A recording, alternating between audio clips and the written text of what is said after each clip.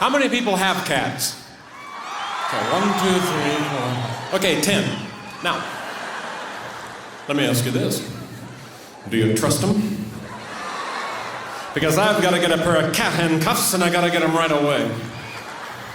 Just the little ones that go around the little front paws. Or maybe the manacles of 4 that get all 4 paws. But what a drag. I found out my cat was embezzling from me. You think you know a cat for 10 years? He pulls something like this.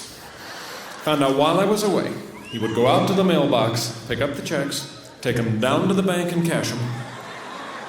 Disguised as me. He had the little kitty arrow through the head. And the little kitty bunny ears. And I wouldn't have caught him, but I went outside to his house where he sleeps. And there was about $3,000 worth of cat toys out there. And you can't return them because they have spit all over them. So now I'm stuck with $3,000 worth of cat toys. Oh, sure, they're fun. Got the little rubber mouse, has a bell inside of it.